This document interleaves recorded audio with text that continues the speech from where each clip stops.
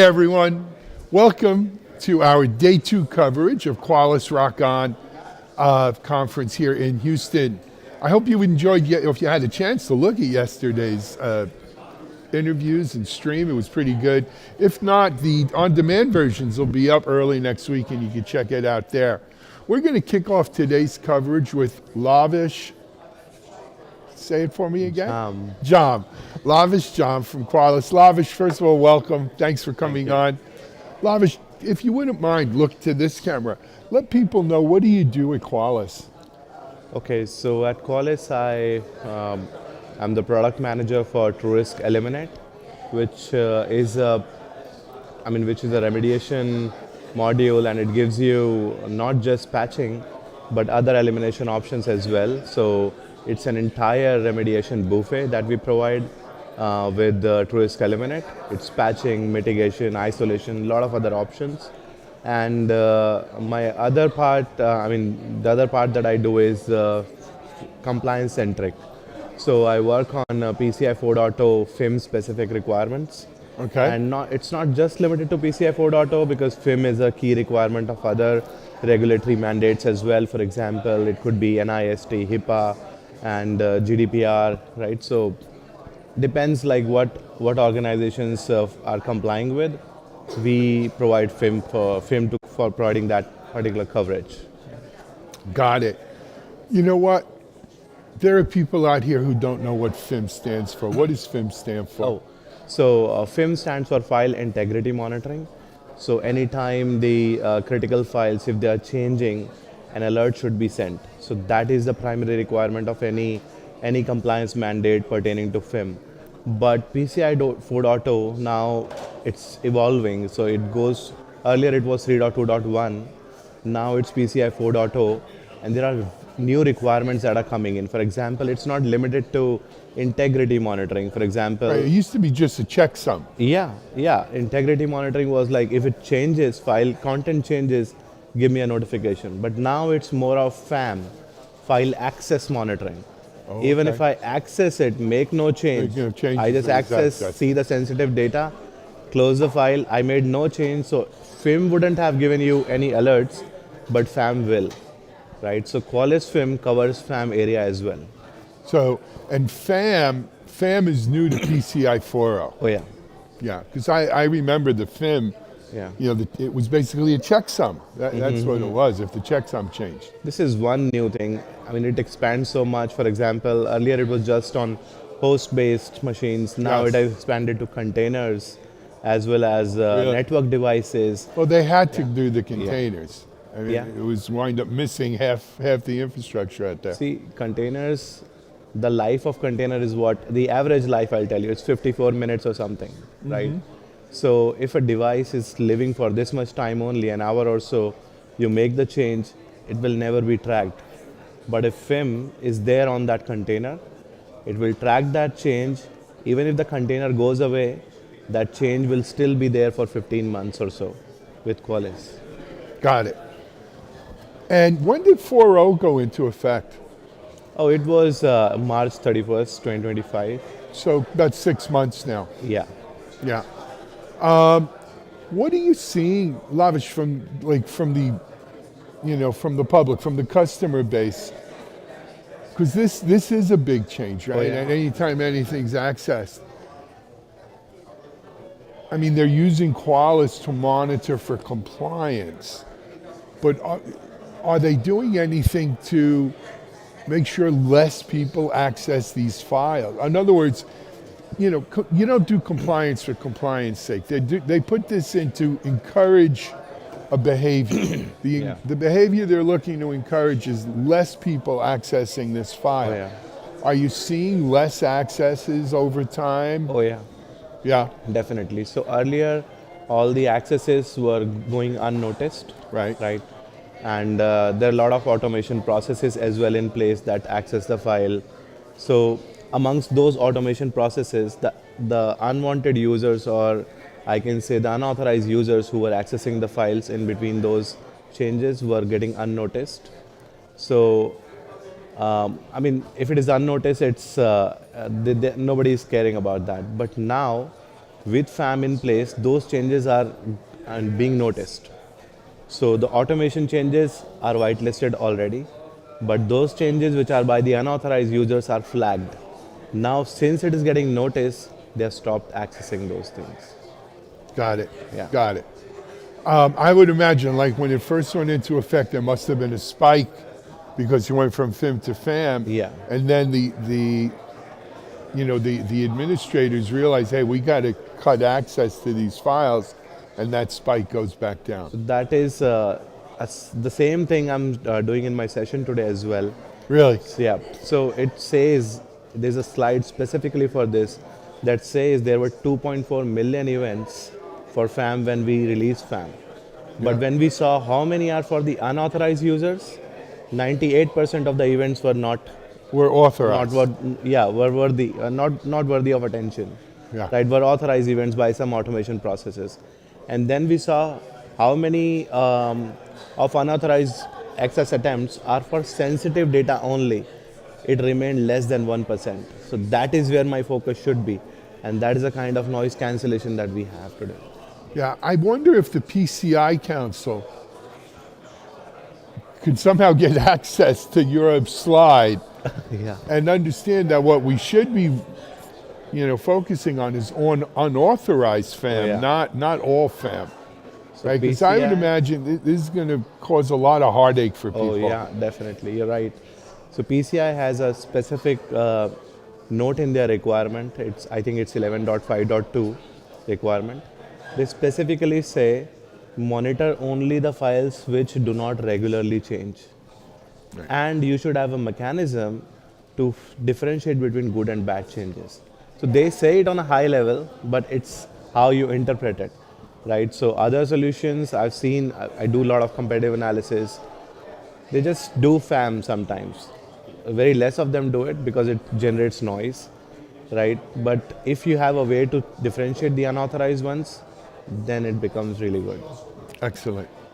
All right, let me pivot a little bit because another part of your duties here at responsibilities at Qualys and what you're presenting is around.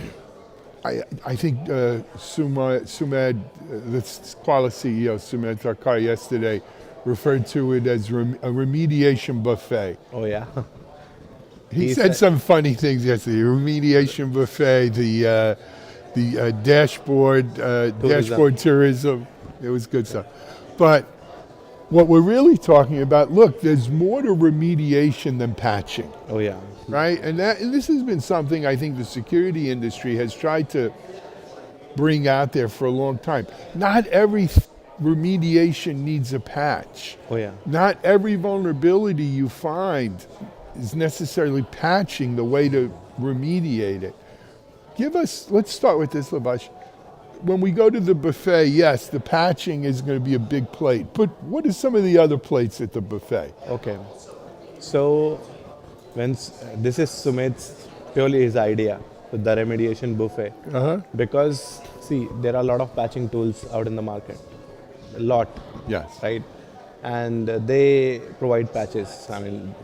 Provide patches for Windows operating system, Linux, Mac, and the third-party tools like Chrome, Firefox, all of that, Adobe, WinZip. So patches are there, but that's the only thing they provide. Now what happens is, what we have observed is, even after having the patching tools in place, all the different patching tools in place, still a lot of vulnerabilities are still open. A lot of Tuesday patch vulnerabilities are open, a lot of third-party vulnerabilities are open. So we saw why, we talked to our IT as well, that why it could be the case. The thing is, patch is available, but doesn't mean I'll apply it all the time, right? It could be a not reliable patch, right? So if patch is breaking something, if it is known to break something, I would not deploy that. Rather, I would need a mitigation there, right? So if the patch deployment is breaking something, but the mitigation like blocking a certain port is making the vulnerability unexploitable, I'll rather deploy the mitigation in that place. So at Qualys what we do is, we see the vulnerability, and there's a research team that writes some mitigation measures for it as well. So you don't have to write it. So with other products, why the vulnerabilities remain open is IT team cannot deploy the patch due to certain operational risk reasons, right? Or maybe the change management didn't agree. So IT team cannot deploy that patch. Now they have to research on that vulnerability, write a mitigation measure by themselves, and this takes time and increases the MTTR, Yes. right? What we did is we asked our research team to write those mitigations. Now customer just has to deploy that. Imagine the time that is saved. Sure. So from 3 months of MTTR, it has reduced to what, like some days now or a week. And this is one part of mitigation where patches are available but you cannot deploy it. The other part is the patches are not available. So there are vulnerabilities like SMBV1, Win Verify Trust. The vendor did not even release the patch. What do you do in that case? Now, honestly, we have seen those MTTRs for the vulnerabilities with no patch available. The MTTR was 9 months in customer's environment. So for 9 months, a vulnerability is open, and that one is in the CISA curve, but it's open since 9 months. So what we do is we create the permanent fixes for those vulnerabilities. We create it. We research on those ones. Permanent fix could be modifying the registry key or uninstalling the EOS software. So we create it.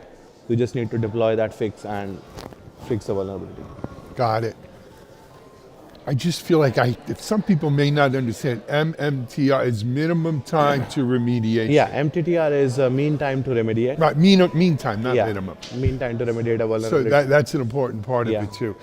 And here's the other thing. Look, I've been in the vulnerability management space a long time.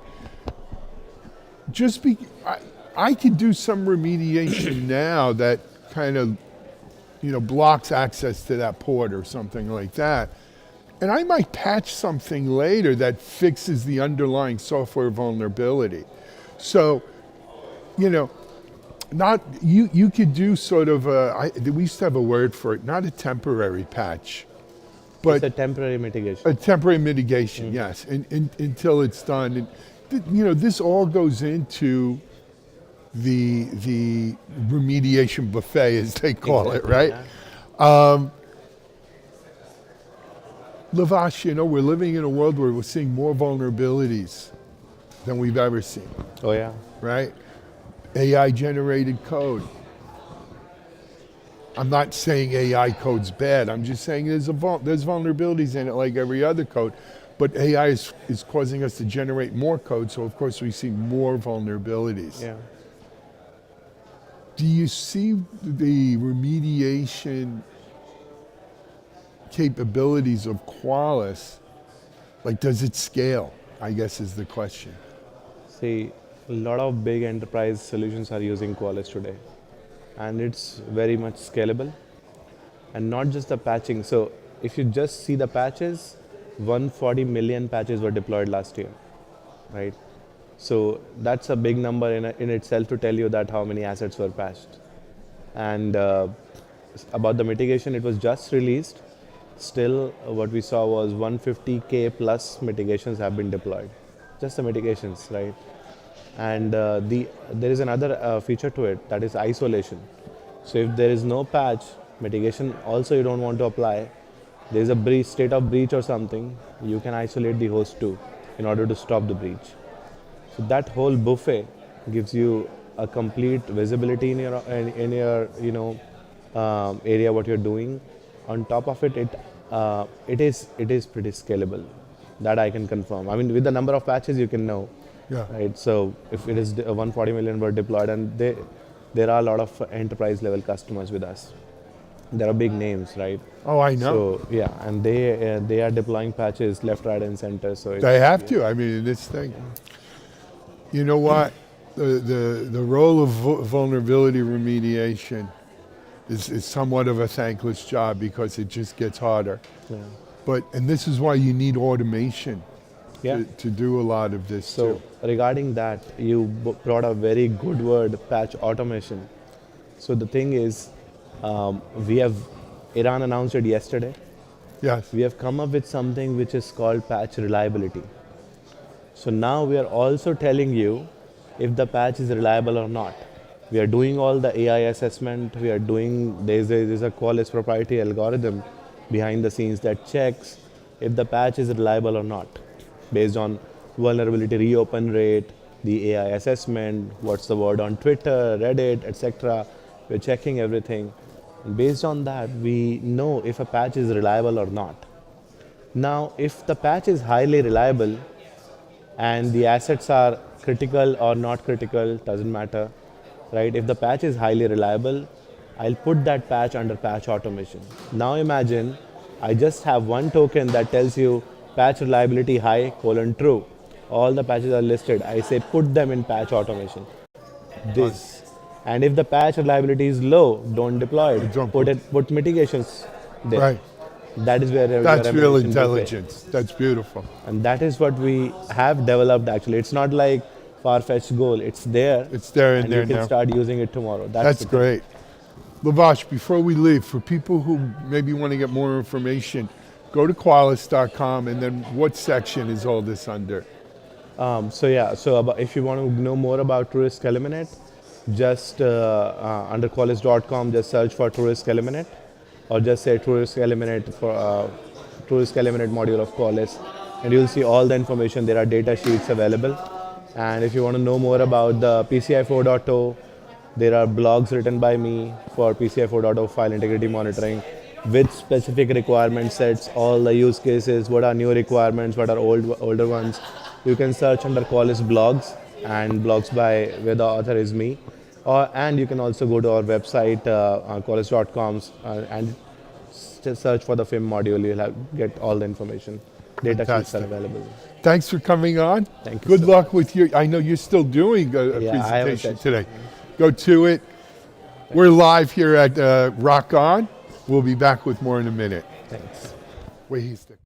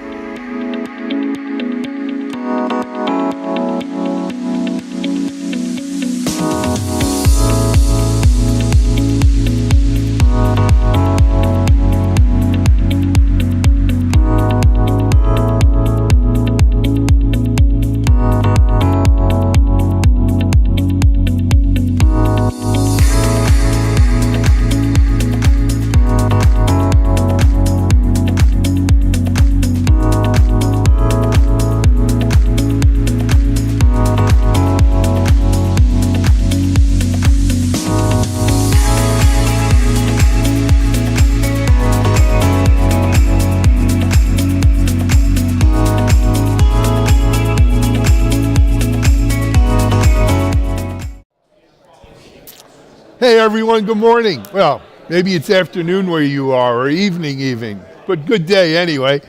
We're back here at Day 2 Qualys Rock On coverage. I'm really happy to welcome back to our interview desk Kunal Mudasia. Kunal, we usually talk every year you're here. Well, I'm here. Of course. Probably 3-4 years already. But Kunal, not everyone remembers. Why don't we start off, give them an idea of what you do and at Qualys and your role here.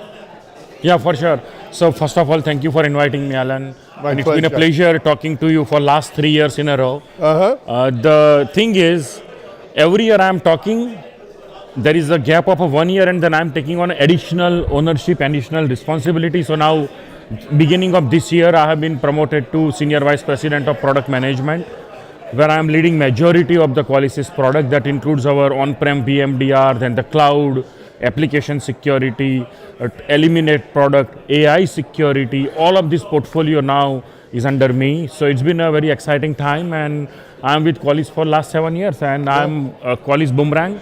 I was here first time from 2018 to 2021. Then I took a 10 months break and then I came back to the Qualys. So it's been a very exciting ride and first-hand experience of seeing through how the cybersecurity industry is evolving and being a part of that journey is extremely, I'm proud of. And I will tell you, I've been in cybersecurity 25 plus years. Just being in tech right now is so exciting, right? There's so much, this AI stuff has so much potential. Potential for bad and good. Of course. But that's the way of it, right? But it's such an exciting time as we're seeing so much more code being developed, so much more innovation, disruption, but it's challenging too. And like everything else, security, like every other technical innovation we've seen, security is sometimes the last thing that catches up, so to speak. That, they go full speed ahead and then say, what about the security, right? Totally. So, if you don't mind, look. The Qualys portfolio is broad and Of course, yeah. But I want to focus first on AI Of course. and the challenges as well as the benefits that you're seeing in the Qualys product lineup as a result of it. So why don't we go there, Kunal? Totally. So let's first understand from the customer or organization perspective that why they are embracing the AI. Right, so with AI, as you rightly said, with the AI now you can write the code faster. There is a concept of a vibe coding. I'm sure you are hearing that. Sure, everyone's where even non-technical user like you and me even can perhaps write the code with the AI tools, and it generates the code at an unprecedented speed and scale. What does that mean? Now that means that more line of code will be written, more number of applications generated with the AI code will be deployed, maybe running in the production environment. What does that mean? That means that now you are leaving more and more and more holes in your system, in your code, in your applications for the attacker to exploit. In other words, as organizations are adopting the AI technology, be it a generative AI, LLM model for their own training purpose and embedding that with their core business application, now with the more usage of the AI, you have a same issue of a vulnerabilities, you have a same issue of a malware, you have a same issue of a data leakage. All of this new set of challenges are coming in for the AI, and we call it as the AI attack surface. So now as organizations are embracing the AI, attackers are now looking at how do I attack the AI. Sure. Right, and that's where then the AI attack surface is constantly evolving. Right, organizations are either looking for the AI model from the cloud service provider like AWS, Azure, or they are looking into the third party like open source, like a Hugging Face and other places, or they are building their own, which is very rare, right? But still you see that the AI sources are everywhere, and as organizations are embracing, you are definitely bringing in good and bad both, as you said. While it is helping you with agility, business agility, to meet your end user need faster, but then as you rightly said, the good is also bringing bad, right? So that's where we are seeing challenges. That's where we see the curiosity from our customer about, hey, how do I even know that where is the AI running in my environment? Yeah. I mean, So look, I'll put some numbers to this. The stats we're seeing is about 90% of developers are using AI to help generate code. 100%. So it's Totally. critical, man. 40%, 36% don't trust it. 65% think that it introduces instability, if not insecurity, instability into the code base. But yet 90% are still using it. Totally. So from a security provider's point of view, what are you supposed to do? They're absolutely going to use it. We know it's probably not, there's going to be some, vulnerabilities, instabilities. There's going to be problem with code on it. But do we wait until after it's deployed to find out, oh yeah, do we put in some testing and we got to make that automated? So we're using AI to check the AI? I mean, how do you feel about that? Yeah, no, this is a great question, Alan, right? And the very short answer is a proactive versus reactive, Yes. right?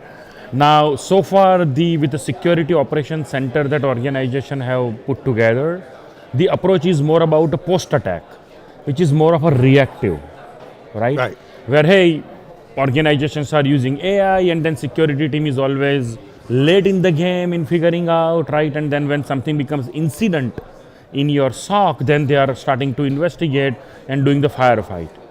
The approach that Qualys and the vision that Qualys has come up with, and which is resonating very, very well with our customer base, is the proactive approach to the risk management. Not only just the AI, but with its cloud, or whether it is on-prem, or whether it is application security, you need a proactive approach, right? Now let's drill down this proactive approach. The risk operations center is what Qualys has coined the term, and this is the vision that we have for our company and for our customer, is to do the proactive risk management using the risk operations center, so that even before the threat becomes the incident in your SOC, you actually want to proactively look at the threat and fix it, remediate it, right? So now let's drill down this from the AI perspective. What should organization do? Because look, believe it or not, your engineering team is going to use the AI to build and ship and serve the customer. Absolutely. Right? To gain the competitive advantage and speed to the market. Without AI, you cannot do it. No. Right? That's the fact.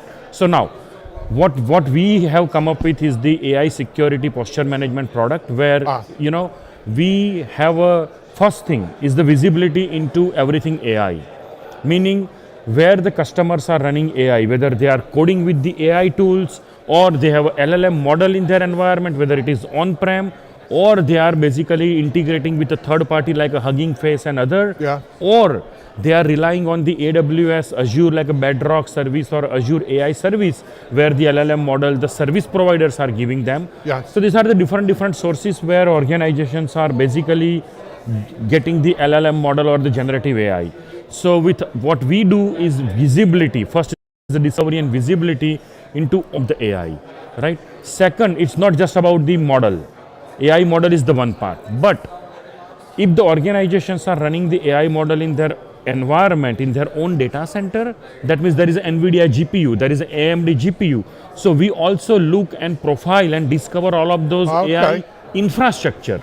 It's just not the AI model. What about agentic AI? There you go. The third point that I was coming to is that these days now organizations are looking at deploying the agentic AI agents, right? To automate and to do many of the tasks that are like a mundane task that they want to outsource, right? This is where the discovering the agentic AI MCP server, right? Because organizations are now building the MCP server, which has become a new protocol or a new standard for the communication between the AI powered application, right? So with our product, the approach is that, hey, we are going to discover all of your MCP server, all of your AI agents, wherever they are running, whether it is on-prem or in the cloud, we are going to discover all of your AI agents. And then discovery is the first part. You need to know first all of that before you even defend it, right? So that's a discovery. Second thing what we do is the risk assessment. Let's scan those models for vulnerabilities. Let's scan those models or the agentic AI for the prompt injection. Right? For example, if you ask the ChatGPT or the AI agent and assign them a task to say make a bomb recipe, then how are they going to respond? So we do all of those jailbreak prompt testing to see that the AI model is behaving properly, right? And then all the issues that we find it, then we help them fix it, right? So that's where we see that the AI security is heading, and that's how we, Qualys has a vision to help secure our customer who are adopting now AI everywhere, right? Including the agentic AI and the MCP server. Love it. That's fantastic. Right. Let me ask you a question for people at home, this camera here. Where can they go get the information on this? Because this is something everyone is dealing with right now. Totally. No, great question. Look, we have many customers who are using our AI security solution. It's there already on our website. So if they go to the qualys.com and they can see the Total AI is the product So name. it's Total AI. Total AI is Total AI. Total AI is the product, which is where they can discover, get the visibility into everything AI, includes your LLM model, Gen AI, your AI infrastructure, agentic AI, your MCP server, everything together, and then secure them, scan them, test for the prompt injection attack and other things. So that's where they can go, and this fits into very well into Qualys' vision of the risk operation center, and I call it as a AI rock, right? And where customer can proactively, remember Alan, it's more about like you rightly said, organizations are going to adopt the AI, whether how much security you try to enforce, they are going to adopt. Okay, the way to do it is that be with them and not after them. Be proactive, right? So that's the mantra. One last question for you. Yes, please. I've spoken to people who say you must use AI to secure AI, to combat AI. What is the AI Qualys is using? Well, if you can talk about it. I will talk whatever I can, right? I mean, obviously, but look, over the last 1 year or so, the AI space has evolved so fast. Honestly, whatever we were doing last year versus what we are doing today has changed. We are constantly adopting the new technology. First, we started with our own in-house, on-prem, taking the model from one of the bigger provider and then training it. Now we realize is that, hey, it's investing this and building an on-prem thing is not going to work. So now we are actually relying on some of the cloud service provider, taking the out of the shelf, basically the model that is available. And then that's how we are bringing in the agility in our own system, right? So obviously we have not built our own model per se. No. We use from the top one, and then we train this to our need, and then we use it for our own internal, all of the products that we have for turbocharging and bringing the AI workflows and other things. We use those model. And on top of that, we have built something called a judge service, Judge LLM. That's our proprietary thing that Qualys has developed on top of the existing model that we have taken on how to interpret the response that AI model is giving. Inference, right? So because sometimes the AI model, you ask same question twice, both the time it could give you the different answer. Though that's what it's designed to do. Right, so that's where... never draws the same picture twice. Exactly, right? But for some of the definitive answers, the answer is yes only. It cannot be no next time, right? So that's where we have built some proprietary tech on the top of the existing one, something we call it the Judge LLM. Judge LLM. Judge LLM is what we have built our own. So I think that is what I can disclose. But look, the space is evolving so fast, very exciting. It is. And attackers are always ahead of us, as you know. They will figure it out a way. But you have to be always try to embrace the new technology. And I firmly believe when there is a mega trend like AI, you want to use as a tailwind and not the headwind. Right? And AI to me is a mega trend. The biggest one I've seen, I think, and I was here for .com and here for a lot. Good now. Congratulations on the promotion. Oh, thank you so much, Alan. Keep up the great work. Maybe we'll see you before next year. I see, yes. I hope so. Looking forward to seeing you. All Thank right. you. Always a Thank pleasure. you, guys. Have a good one. We're here at Qualys. Rock on. We'll be back with more in a moment. You're watching Techstrong TV.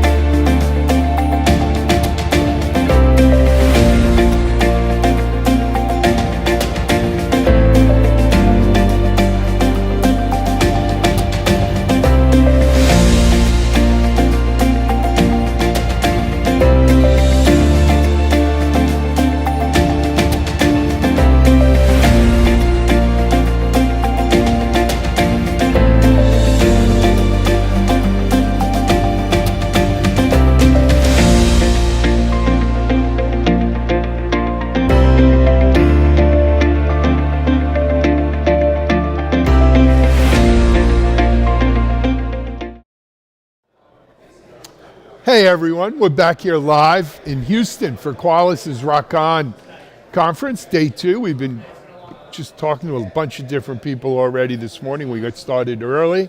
Hope you're enjoying it. Our next guest, Richard Seierson. You nailed it. Well, it's not my first time interviewing you, but okay. If you follow along at home, I actually spoke to Richard last year in San Diego for Qualys Security Conference, QSC. Richard, if I'm not mistaken, you had just joined around then, wasn't it? Yeah, I've been here maybe 20 months. I feel like I'm a baby, you know, it's in months, so you count the time. He's not making, and I do remember a little of your story, but no one at home is going to remember it. Right. Why don't let's start there. Give us your, a little bit of your journey to being at Qualys here now 20 months. Sure, great. Well, actually, this is my second stint. I am in a boomerang, about 20 years apart. So actually, when I started, Sumedh and I were both Midland engineers.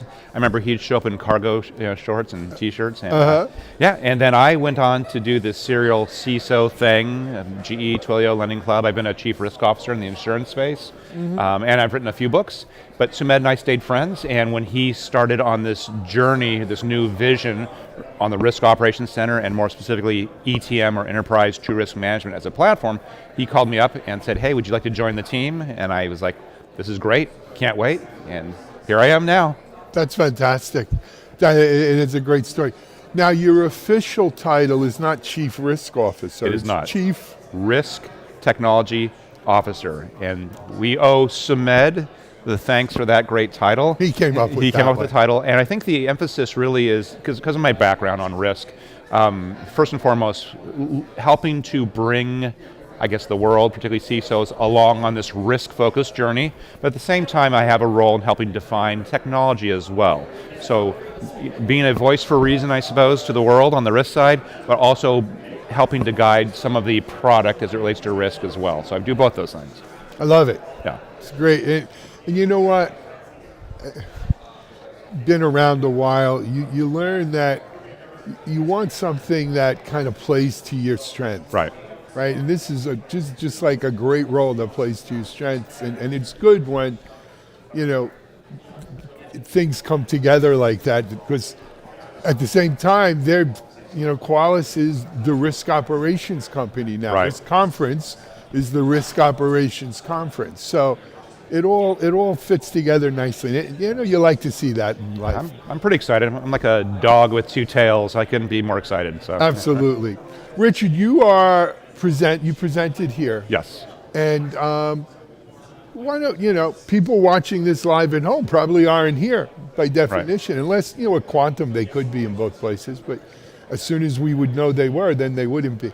I've been spending a lot of time with some Quantum people lately. Yes. Anyway, talk to us about what you spoke about. Sure. The title of my talk was Risk Yoga. So it's the day 2 keynote. So Risk Yoga, turning strategy into measurable action. And so, I didn't wear any yoga pants, by the way. Okay. I taunted people and told them I might do it.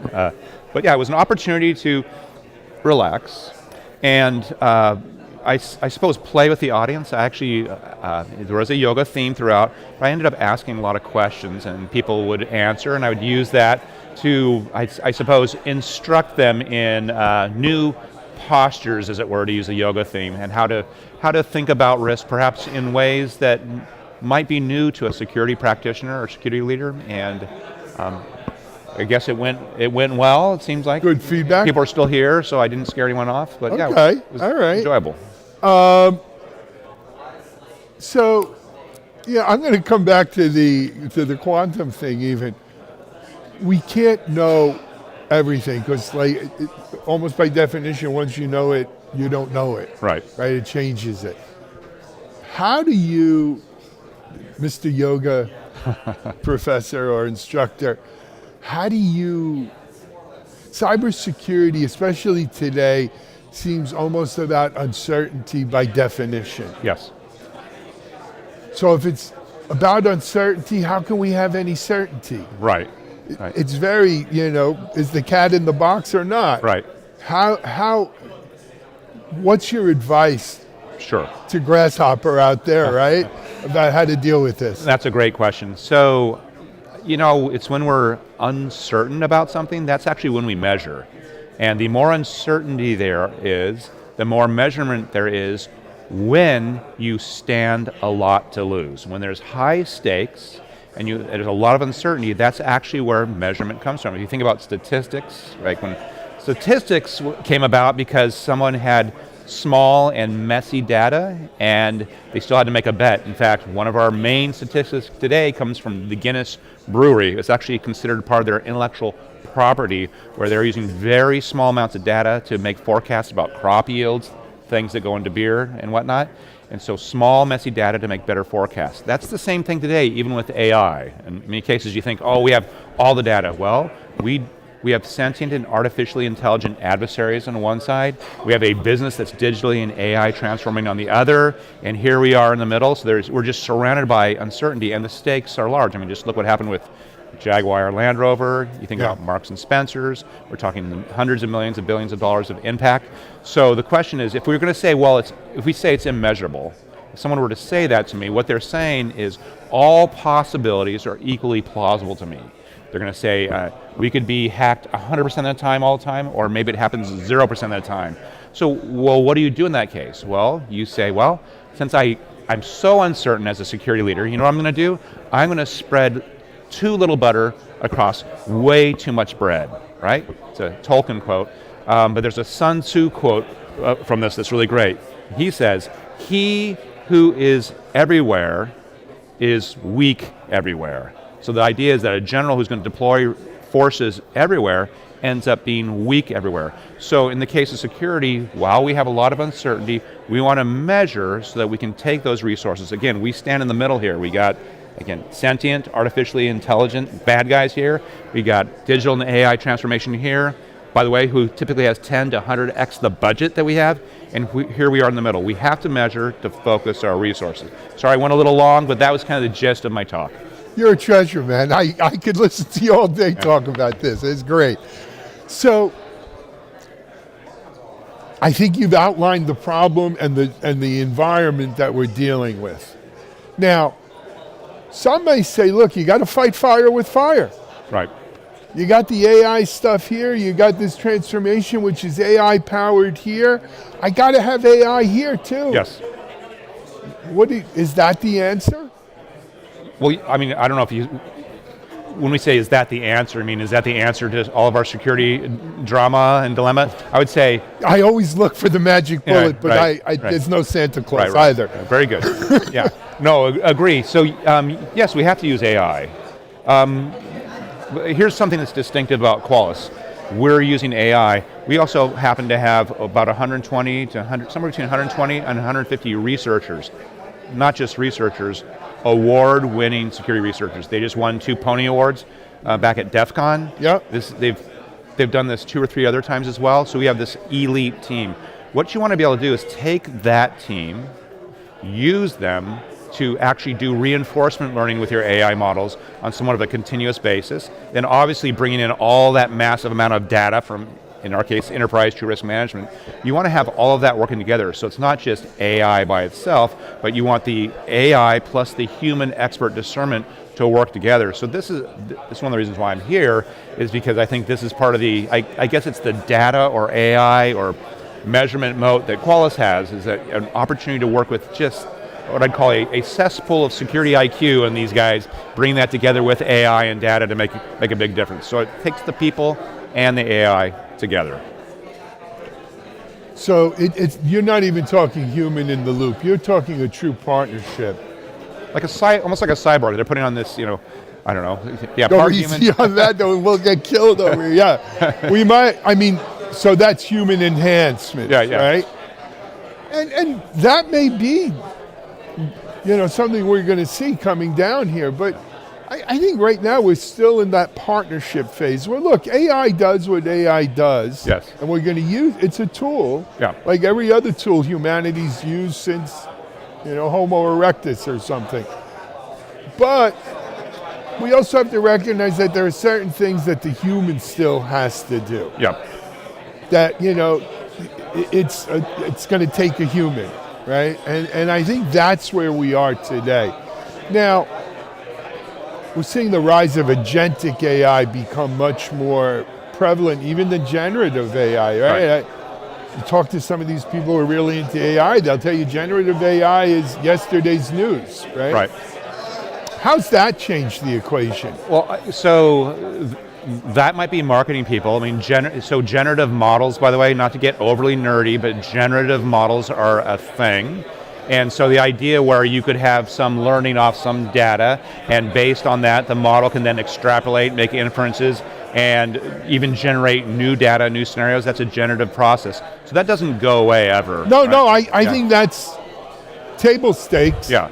For the because without it, the agents can't operate. They're not autonomous. They're just APIs. Yeah. So just some assumptions in the modeling there, but yeah, agentic AI, the idea that you can have composable models that we use this word autonomous. Right. I think that it's autonomous with constraints, right? You want it to make reasoned inferences and then take deterministic and safe actions. Yep. Right? And so again, when I go back to this idea that we have all these researchers, we can look at things like MITRE attack paths, right? We can look at the combination of attack paths and controls. By the way, the combination of attack paths plus controls plus exposure, that's a mathematically massive, we humans cannot reason over that complexity. Great, we have AI for that. But AI is only going to be as good as the assumptions that are put underlying it. So again, I want to go back to the idea that it's really, maybe you call it human in the loop, perhaps you call it reinforcement learning, but for us, and again, this is where I think it's a Qualys distinctive, is that we have this elite set of humans, these researchers, award-winning researchers, bringing them together with massive amounts of data. We have this giant data lake, right? Bringing that together with agentic AI becomes the sort of scenario where you can start saying, okay, this is how you can start looking at not only just the deterministic action you can take or have the models take, patch this, block this, but also start saying, all right, given your environment, given these attack paths, given these adversaries, here's how we can start rank ordering how you go about purchasing controls, how you go about making investments, at what rate do you roll those out, given your financial constraints, what's the most optimized approach you can take so that you avoid spreading too little butter across too much bread, but you start focusing on the risk that matters. So that's why I'm here, that's why I'm excited about what Qualys is doing. Absolutely. Hey, last question. I'm going to go off the reservation a bit, Sure. okay? I mentioned quantum a few times. Sure. Quantum and security, post-quantum cryptography, and there's been a lot of buzz around, hey, we need to be getting ready for quantum. It may be 3 years out, 5 years out, maybe more. Right. Not much more. Right. What do you, in your role at Qualys, this is kind of something on your desk, right? Yeah, yeah. What are you thinking? What are you seeing on that? So it's kind of interesting with actually what's happened with crypto most recently, but as I looked at it, there's something like maybe 50%, if not 1/3 of crypto will be completely exposed. I think there's more recent changes where they're saying, well, okay, we'll have some protection here. And again, I'm not a crypto expert, don't claim to be one, not even on TV, even though this is TV. But I think as a risk leader, we do need to be thinking about that. So what is plausible in terms of, in fact, even thinking about the future. I'll say this, and I talked about this on my talk. I'm going to kind of go off the reservations, but prediction markets, are you familiar with prediction markets? Yeah, sure. Right? Big thing, ties to crypto as well. But people making bets, like prediction markets significantly outperformed the pollsters in the last election. The presidential election, yeah. Great. Where they failed, by the way, was on forecasting who could be the next pope, by the way. I don't know if people were betting on the pope thing. So it's kind of interesting. Well, they bet on anything. Whatever it is, right? They're gonna, but the idea of taking that same approach, all right, so given what we know about crypto, given what we know about the current state of the world, how can we start measuring and creating really, that's already modeling. How can we think in a relatively mathematically unambiguous way that retains our uncertainty without obscuring what certainty we do have, make the best bets? That is what risk management should be doing. Sure. And yes, I am thinking about that stuff. I'm thinking a lot more though right now about AI and what that means than crypto. Well, I think AI becomes the force multiplier, or maybe it's the other. Maybe when Q-Day does come, and we do have quantum combined with AI, though. Right. I think they're too volatile. That you get crazy. Sounds like more employment. I don't know, more security. Job security for the security teams. Well, if they don't replace us with AI robots or humanoid, whatever, physical AI as they're calling it. Richard, thank you so much for coming on. Always a pleasure. Likewise. This guy's great.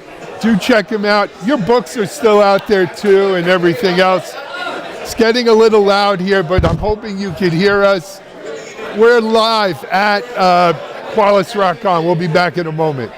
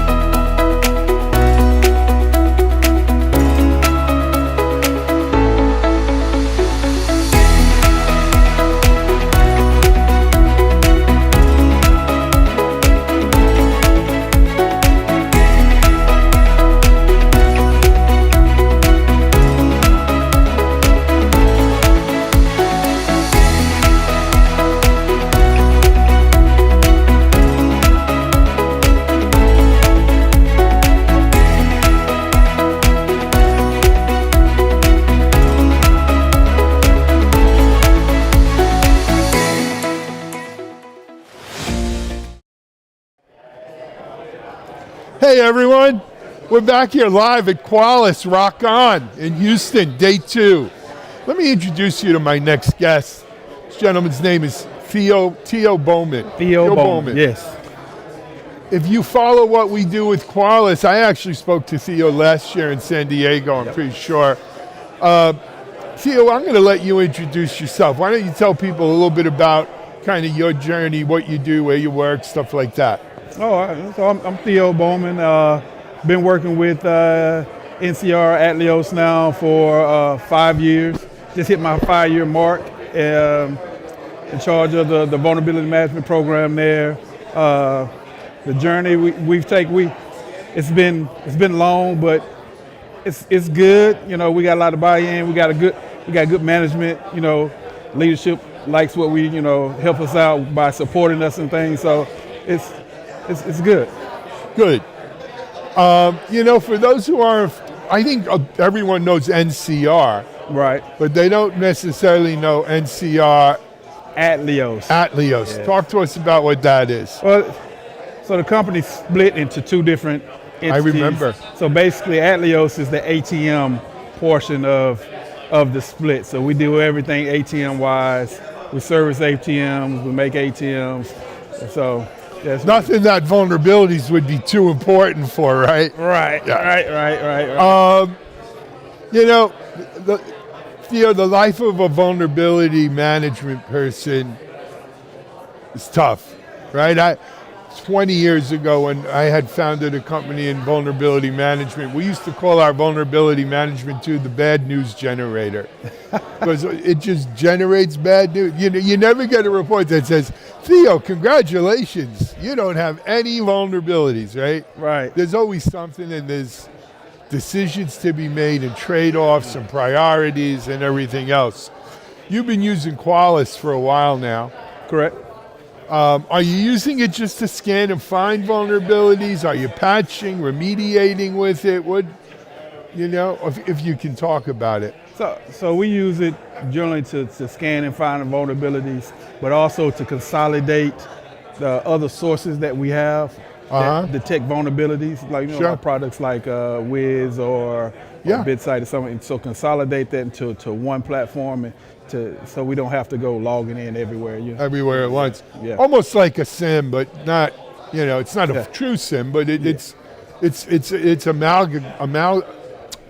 can't even pronounce the word. It's bringing in all the different feeds, if you will, of vulnerabilities and threat. Right. So I guess the big difference between this year to last year, Theo, is AI. Right. Right? We're seeing a lot more vulnerabilities. We're seeing a lot more code. Right. That AI, you know, is touching, let's say. How has that kind of impacted your day-to-day yet, or no? So we do scanning for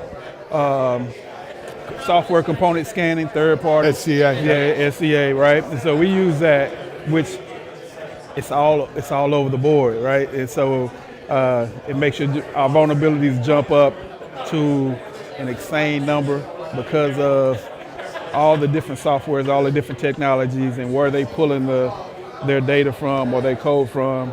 It's challenging. It is. What about Rock On here, right? This new conference. How's that? What have you learned here? So Rock On, I like it. I like the direction that they're going with ETM. Yeah. Right.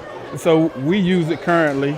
You do? Yes. Okay. And so I like the path forward that they have, and we like, and that's the consolidation part of the vulnerabilities from other sources. You know, we use ETM for that. So, and then to break it out into different business entities, so we can say, hey, these guys for their risk posture, hey, this environment is doing good. Well, you guys are above the curve or the limit that we want our risk to be at. You know, so it's good. I want to come back to the conference. You know, they had 2 days of training. Right. Did you take advantage of it at all, or? one day of training. The second day I was in the product advisory board meeting. So, Oh, really? yeah, All right, so good for was you. in there all Training day. was good, though? The training was good, right. So last year's training, I felt like it was more on a higher level, Yeah. right? For people that's been using Qualys for a while. And this year's training, I feel like they did a good job of, it's a lot of people that's new to Qualys. Yeah. They did a good job of, explaining how to set it up and all that. So it's good. Yep. Yeah. We were talking before we went live. You had a bit of an emergency back at the job over the new. I don't even want to mention names on here because that gets into things. Right. But a new vulnerability situation you had to address. Mm-hmm. No matter how much technology we have, no matter how good these tools are, when stuff hits the fan, stuff hits the fan, It hits the fence, right? and you got to get on it. Yeah. So we say security is a lifestyle, Right. not a job. Right. Yeah, It's a lifestyle. So that's a good way of putting it. Right. Good way of putting Because it. vulnerabilities never stop, right? No, They always come up. getting worse and worse, more and more, man. It's fast and furious. Let me ask you a question about your company, though, because we've spoken to a lot of security people, CISOs. There was a period over the last couple years where I think a lot of the boards, governing boards, executives were saying, hey, we've been giving you a lot of money for a long time for new security tools, and I don't see our security any better than it was. We're still vulnerable, we still got risk, there's still stuff going on. But now this year we've seen a little change. Mm-hmm. We've seen boards and exec teams saying, look, we got to leverage AI. We got to combat AI-enhanced security. We've got to do a better job of knowing what our risk is. Right. Has that, again, without giving out confidential information, has that loosened up the strings budget-wise for you guys to maybe do a little more? I think our budget's still pretty much the same. Really flat? It's pretty much the same. More of a, what can we do with what we have to make to know what our risk is and understand our environment better, right? How can we put all those things together? So that's more what the push is. That's where it's at. Mm-hmm. Is that enough for you? It's going to have to be. Right. So when you start thinking outside the box, you have all these different tools that really good at doing certain things. If it's enough, if you put it together right. Yeah. You got to be a little witty about it, right? Yeah. You got to think outside the box. You got to be smart Yeah, about you it. got to be smart about it. Yeah. All right. Just trying to think, what else is going on in your world that you think our audience might want to know? What's going on in the world? Hey, if you want to get into vulnerability management, hey, just know you can't sleep. You got to keep your alarm. Right. on. It's a lifestyle. It's a lifestyle. Not a job. It's a lifestyle. Yeah. Yeah. In some ways, though, Theo, you're out here. So our audience are hardcore tech people, Right. Cyber people, developers, cloud native. And in some ways, you represent them here. Right. And it's good to see that they have real practitioners who are here, not just soaking up what they're pushing, but pushing back on what you need and what you're seeing and what Right. you see as the market. So thank you for doing that, man. Appreciate it. Yeah. And maybe we'll see you next year. I don't know where. I don't think they announced next year's venue yet. I don't think they have either. But wherever it is, God willing, I hope we see you there, man, and keep living the good, putting up the good fight and doing what you got to do. Okay. Thank you. All right. Theo Bowman here at Qualys Rock On. We'll be back with more in a bit.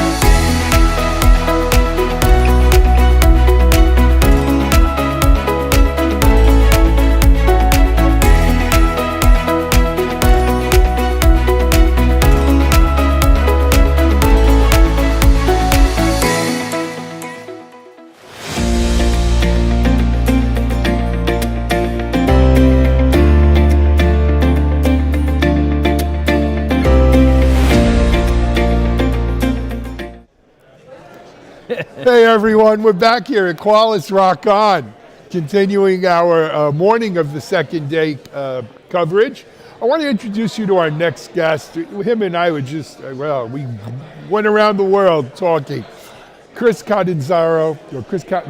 Chris, how are you, man? It's good to have Great, you on man. Techstrong TV. Yeah. You know, why don't you introduce yourself to the audience Sure. a little bit? Tell them what you do here. Yeah, Chris Catanzaro. I run our Global Channels and Alliances program.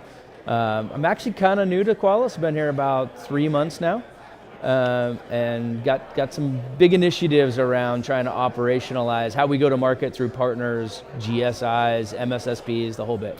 Absolutely. You know, Chris, I've been in the security game a long time. We were talking. Every successful security company that I ever knew back then always had a very strong channel Yeah. Thank program. A lot of them went 100% channel, you. Yeah. right? And so it just took the conflict out of it. I know talking to a bunch of the Qualys execs, there's a big emphasis on building up the channel here. They have kind of a unique proposition though, because you know, with this, well, we're here at Qualys Rock, Risk Operations Conference, but this whole Risk Operations Center, I love it, to tell you the truth, because Yeah, it's I've great. always thought it was about, security's about risk, right? Manage risk. But I think it presents a unique opportunity for a channel in that the same way a lot of organizations just don't have the resources to run their own SOC or NOC, they don't have the resources to run their own ROC either. That's for sure. Yep. And so I'm wondering, how does that fit into your plan? Sort of like a managed ROC provider, so MRS. MROC, MROC.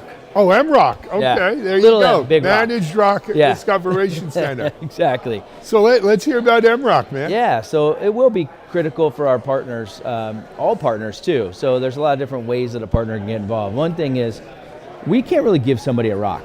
Like we have the software that help you create that illusion of a ROC, I guess. But the people who have to bring a ROC to life is somebody else is going to have to do risk quantification parts of it. You're going to have some overlay of, you're going to have to go classify all the data on the front end, so you know where all the data is and what it's relative to. Then you're going to have to quantify it on the back end. So once you all get it into the system, basically, then you have to layer over the financials. And so we don't do that. Like, that's not our plan. We don't do services, right? We'll teach people how to do that, but we don't do the services. So that's a big opportunity for our partners in itself right there. And then the MROC itself, there's lots of different things that should be done maintenance-wise to bring that to life, and then some coaching things as well. Like, so one of the best things we could do with that MROC is give our customers a quarterly board report. How is my risk? Am I getting better with risk or worse with risk? And how am I focused? How am I distributing my risk? I was on stage a little bit ago and I joked about this. I need a ROC for my email. Like, I wish somebody could tell me which email is more important because I get too many of them now. So it's funny you say that. I actually have an email program that's what it attempts to do. Nice. Yeah. It puts email into buckets, whether it was from an individual person, a notification, or a newsletter, and then tries to prioritize based upon my past habits. Yes. You know, it's all AI enabled, right? Yeah, it's learning. And it's learning. I gotta. Doesn't work so good. Somebody's got to figure that. But if they could, yeah, you Yeah. and me both, brother. But that's what we're doing for risk, right? Yeah. We're helping you understand what risk is more important. So if you have $50 million of revenue being generated out of the United States, and you have $10,000 of revenue generated out of Italy, like we were just talking about, would you spend the same amount of time securing Italy? Today, you get alerts from everything, and you don't really have much weight on which alerts are the most important ones. And if you could have those alerts come in, understand which ones have more weight to your output, you're going to spend more time there. So we risk score everything, right? We give everything a score from 0 to 1,000. And if you had something with a risk score of 9,000 or 998, and then you had one of 750, which one do you fix first? Well, people would say, oh, I fixed the 998. That's not necessarily true. You're going to fix the one that's over the most value for your organization. Right. You would think. Yeah, you would hope. That's, you know, definitely it's plagued security for a long time, right? Yeah. Prioritization. Yes. Bang for the buck kind of decisions. You know, you described I think a great opportunity for a channel partner to help organizations get their rocks off the ground. Yeah, for sure. Get their rocks off. Yeah, probably not a good thing to There's say. many entendres Right, for that, yeah. But I think there's another opportunity where just totally outsourcing your rock. Oh, definitely. I mean, without question, there's going to be organizations that would rather just have it outsourced. There's specialized resources, and you see, I mean, that's why stocks, managed stocks have been so popular. You get these great and talented employees, and they leave every 18 months. Absolutely. Some bigger companies hiring them for a bigger title down the street, and you don't get that continuity. So the continuity around the managing your risk would be the most important. So we actually think that whether you even have your own rock, you're going to at least augment it with somebody else at a worst case. You have to. We were talking off camera, right? I helped one of the companies I co-founded become a managed security service provider, right? And I remember going through the exercise of how many people does it take to man a 24/7, 365? What's your answer? We needed at least 23 people. Holy, I was saying 7. We used to say 7. For 24/7, 24/7, 365. We used to say 7. How do you figure that? I don't remember. That was our big thing. Well, We needed I'll 7 tell you people. real quick. 5 days a week, Yeah, 3 shifts a day. right? Well, you're nicer to your employees. Yeah, well, we tried, but So you're making them work, 12-hour days. and that no, we were doing 8-hour Yeah. days, so it's 3 shifts a day, 5 days a week. So you needed like 2 extra shifts basically, and then you had to have an extra. Oh, you let shift. your people go on vacation. Yeah, we would. We couldn't help it. It was a union yeah. state or something. Yeah, I don't no, know. 23 is probably right. We we had up about with, 23. We came up with 7 would be your minimum that you could do follow the sun approach, and you need 2 How of them many somewhere people? else. And that was. Well, no, we had people in the SOC. Yeah. Oh, and that was part of it too. We had a secondary failover SOC. yeah. And those people are on call. But regardless, you're right. To do It's follow a the big sun, job. It's not for the light of heart. You're probably way more correct at 23 people. I think 7 would be a minimum if you had some experts, and you might only allow one person to go on vacation every other year. Right. Or someone, and no one ever got sick and everything Yeah. else, right? Yeah. We weren't cutting it that close to the bone. Yeah, exactly. But if you do something once, you're going to learn a lot, right? You do it one time, you learn a ton as you're doing it. You try to build something, go to IKEA, try to build something from IKEA. You're like, I wish I could do that over. Absolutely. Second time you build it, it's going to be a lot better. If you have twins, you probably get good at doing stuff because you have to build everything twice. But when it comes to security operations and especially managed risk, if you do it once, you're going to be pretty good. If you do it 100 times, you're going to be fantastic at it. You're going to know what to look for, what's really a risk, what's not a risk. How does that impact my business? Is that relevant to my industry? So what if it's a high risk? But what if it's only for manufacturing and I'm not doing, I'm selling plane tickets or something. I'm not doing manufacturing. So I gotcha. And there is, so that you did need some of that subject matter, yeah, right? Expertise, specific. Yeah, exactly. Chris, I'm going to give you an opportunity to look in this camera and talk to potential MROC partners out there about the opportunity, the kind of profile you're looking for, Sure. and what's the end game? What's in it for them? So I think if you got an MSSP today and you're doing managed, I'm looking at the camera now, not you. Absolutely. Yeah, you told me to. So I was saying if you have a managed security service today and you're managing EDR, for instance, or SOC stuff, right now I'm seeing that as a race to the bottom. I'm seeing people say I can do it for $5 per asset per month per year or whatever, and it seems to keep going down. And people, I can do it for $4. I can do it for $3. If you don't add true value on top of that, you're really truly just at risk of somebody taking you out. It's becoming more commoditized. So you need to think about how do you align with the business? The business is going to be aligned at where do they spend their money and how do they assess risk. So if you already are doing like a managed EDR, you really should consider doing an MROC. And the MROC, like we talk about them almost next to each other, like you got a ROC SOC. Maybe think about it almost like a little wedge on top of that, because you're going to be doing some of the same things, but what you really want to do is be able to communicate with your end customers the investment they're making in you as the service provider, and the investment they're making in the tools that they're buying, and the investment they're making in their own businesses, and then be able to associate that to, are they doing better or worse because of you? I worked for we were talking about earlier, I worked for an early days managed service provider. And I had a customer, a big customer, and they unplugged their firewalls. We were managing firewall logs. They unplugged them. We didn't know.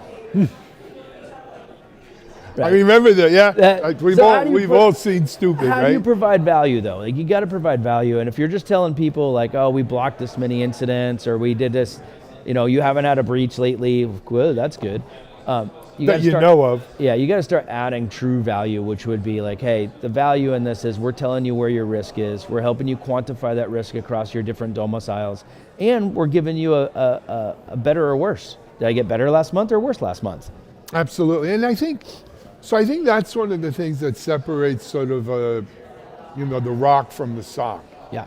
The sock is nothing happened, so that's good. Yeah. Right?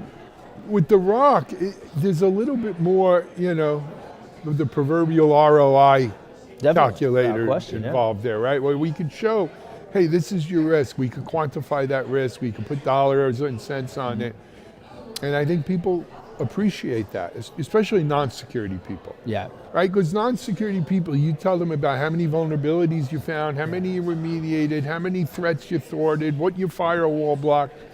It's all bits and bytes to them. And 100%. So I've got a buddy who's a CFO of a publicly traded company. And he was asking me, he goes, man, I spend all this money. He goes, I buy all these tools. They're all awesome tools, right? Yeah. And he was going down the list. I was like, hey, you're doing good. Like, those are all good. You got great stuff. Top solutions. He goes, when does it end? When do I stop? But that's been the problem. Yeah. But I've now, been paying good for news, years. we got AI, so we got more tools to buy for the AI stuff. Yeah, you could buy more tools just to have the AI manage. No, but the answer to him, right, is he won't care if it's just tools. And a matter of fact, he's the CFO, so he's saying no now. People are coming to him, say, hey, I need this tool. He's like, no, I bought you a bunch of tools last year. Right. And now if you come to him as the CFO and you say, I've quantified the risk, I need to invest a little bit more in this identity and non-human identity solution. He's going to say, okay, why? Well, I've quantified my risk, and this will lower my risk score, and it will protect us in a much greater way than we were today from AI. Right. You can actually contextualize it. That CFO is going to give you a check again. Yep. But you're not going to get any more. If you go back and you say, No, I got to have the old way is not going to work. You got to show, look, you have $10 million at risk. Yeah. This lowers your risk by 20%. 20% of $10 million, and the solution costs 2% Yeah. of $10 million. And nobody's doing that. Like, honestly, nobody's doing that until now. And I talked to that same friend. I said, well, this is what I'm doing now. He's like, done.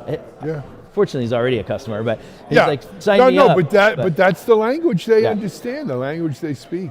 Yeah, he said, sign me up, and I want more integration, and I want to talk to your leadership more. I want to be more aligned with a company that thinks that way, and you're going to help me make more sense of my investments in that vein. We had a blank check for 20 years, right? Like, it was a long time. That's what's been going on for the last time. We keep buying new trinkets. Thank God I've been in this industry for 20 years. You and me both. Now I got to really earn my keep. But now you got something new to sell. Chris, man, good luck pleasure. on board here at Qualys. Keep Thank it you. up. Hey, if you're interested in being an MROC, check Chris out. Yeah. We're going to take a break. We're still live here. We got one more interview, I think, before lunch, and then we'll be back. You're watching Techstrong TV. Thanks, guys.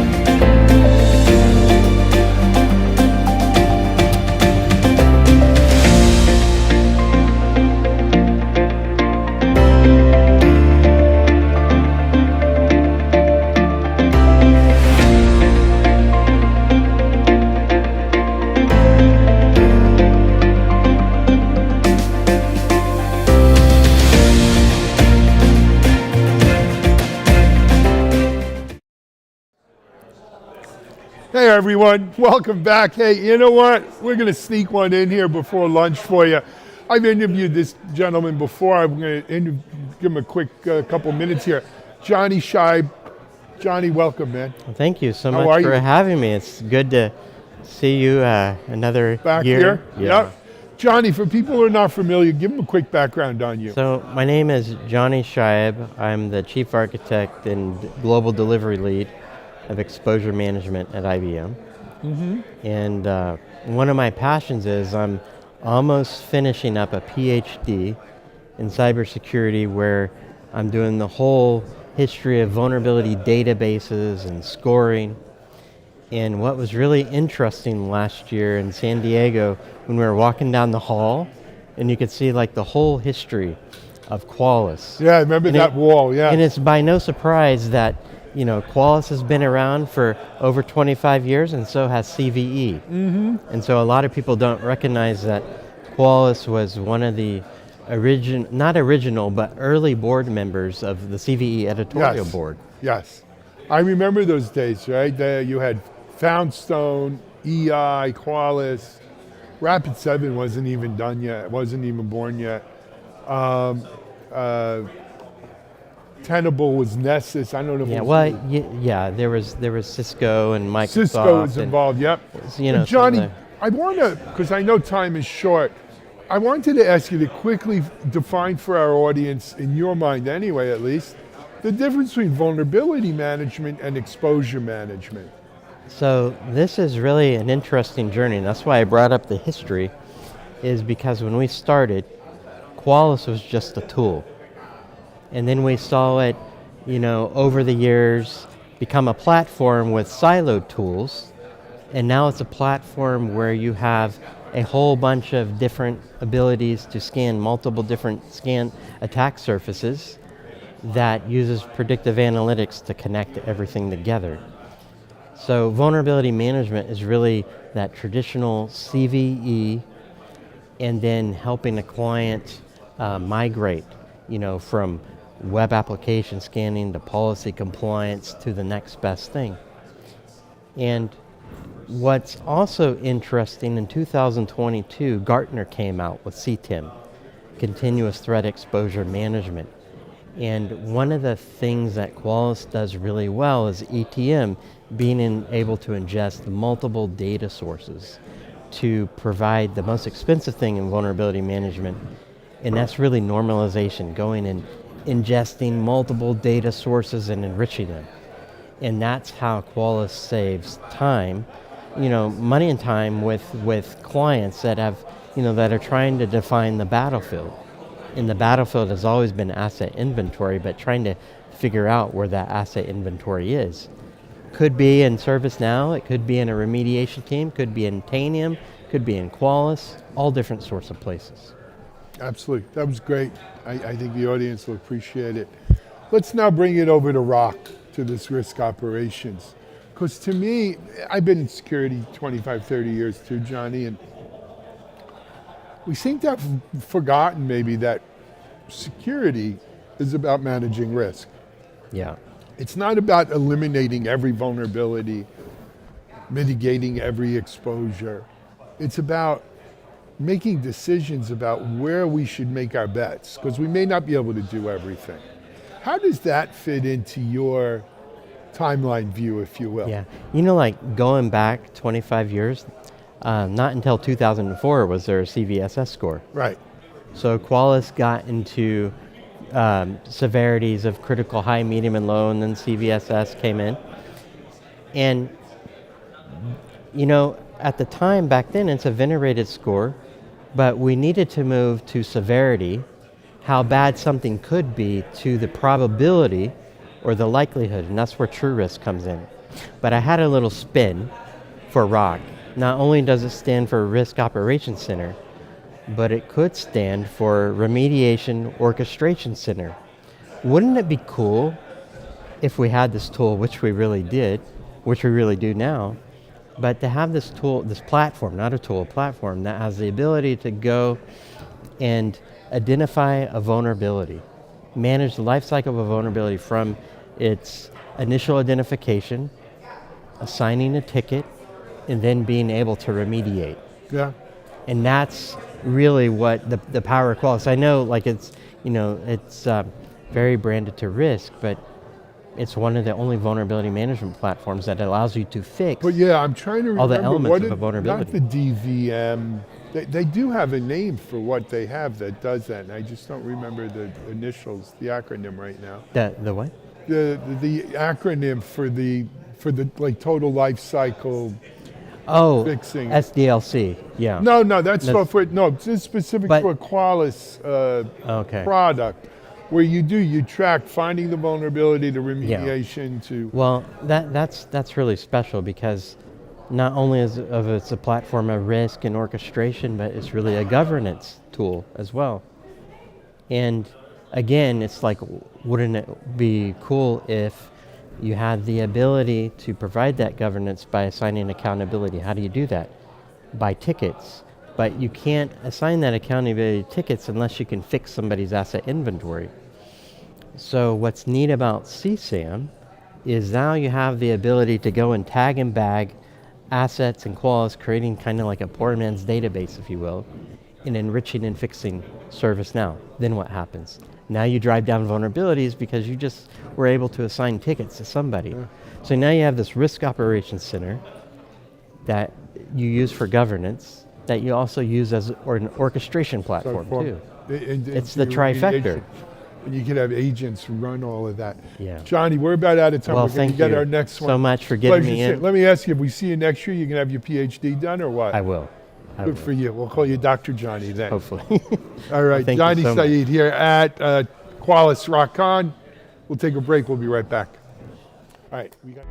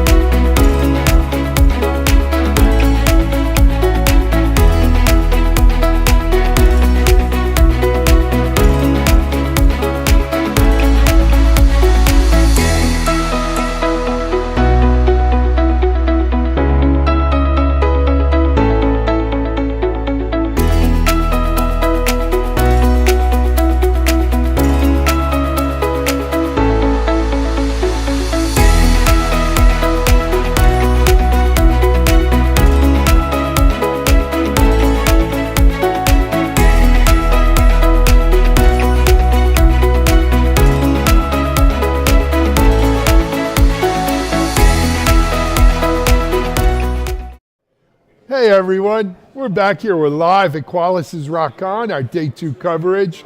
I'm really happy to have my friend Jim Rivas sitting here with me.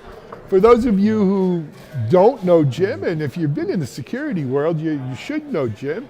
But Jim was the co-founder of the Cloud Security Alliance, 2005 or 2006? It's like 2008. I was Was thinking it about 8? it before that, yeah. So, I'm kind of slow on the draw. That 17 was years. at RSA when we had the meeting at RSA, was 2008? Yeah. I always thought it was, I guess in the midst of time, it's gotten pushed back further. 2008. But Jim, still, it's been 17 years, Yes. Yeah. and my goodness, what a 17-year trip this has been, right? As the Yeah. CSA has really expanded its wings, really kind of fulfilled their mission. But just when you think, what do they say? God laughs at man's plans. Yeah. Just when you think you've got your hands around things, something new comes out. I was thinking of more Al Pacino in Godfather 3. Okay, but just when you're out, they pulled you back in? Yeah. Well, that too. Godfather, God. Yeah. Well, I guess it depends who you are. That's right. But anyway, first of all, let's get just an update on what's going on with CSA. Yeah, absolutely. So, there is this aspect of like cloud, like where are we at with cloud? It's getting pretty mature. And honestly, it's a full 2/3 of our research and work and demands from the community is around what are we doing about AI, which is it's really merged with cloud now. It's just It's merged generative with AI. everything. Yep. Everything has to be looked at, I think, through the lens. Yep. How does AI affect us? Yeah, and so like we're getting good indicators of what we think is going to happen next, and kind of how I would, if you wanted to characterize where we're at, it's like version 2 of our AI journey where now we're getting into, and it can be a buzzword, but agentic, meaning we're not just using the chat bots and going back and forth, but now we're trying to actually build autonomous systems. You got to figure out where the human in the loop needs to be. And so it's like all the building blocks, all the security best practices we need to do around that. That's probably the biggest single area we're focused on right now. Got it. I just feel compelled to say that you've added a new analyst in residence over there, our friend Rich Mogul. Yep. Rich is a guy that it's like, I hope he's not watching it because he's a little bit of a Michael Jordan to me, and like really being able to execute and think about things. He's helped so many different companies. You can't defend against him like Michael. And so he's our chief analyst. He meets with our corporate members, hears what their strategy is, what their like real pain points are, and kind of helps guide them. And we've got like thousands of documents we've worked on over the years that a curation of like those best practices can help organizations maybe a lot more than they think, but he's their navigator now, so we're like pleased to have him, and Sure. I like making fun I'm of him. just thinking of the visual though. Rich Mogul, Mike Jordan, redhead. Well, they both don't have much hair these days. That's true. But I don't know if anyone's ever compared him to Michael Jordan. Yeah, who's But that? Rich, if you're watching this, you Yeah. heard it from Jim's mouth, Yeah. not mine, Yeah. friend. Anyway, let's get back to Cloud Security Alliance. And, we're here at this Qualis event, which is no longer the Qualis Security Conference, but is now RockCon, Yep. right? Risk Operations Center. Jim, how does this whole, look, managing risk was always at the heart of Yep. security anyway. Yeah. But how does the emphasis on risk management, you think, affect cloud security and cloud security practitioners? Yeah, so we've had some dominoes that have happened in the world, and people like getting in trouble, and corporations not like treating this right, and so they've gotten the message. CEOs, CFOs, they've gotten this message that cyber is not just like some IT risk; it's overall corporate risk, financial risk, like operational risk, and so we got the seat at the table. And like the issue is translating like how we operate our cloud securely to the right language and the right metrics that those groups understand. So we're getting more and more of the budget. We're getting more and more of that, hey, you've got to be in the quarterly like audit committees. We need a cyber report, everyone. And they're asking better and better questions because they have some personal liability around this if they don't get it. And so, but we're still, I think there's some struggles between like people say, well, I want to talk about the CVEs that we've sort of mitigated and patched, or, you know, these certain incidents, we stopped this certain phishing attack, and like, okay, what was the overall financial impact on the organization?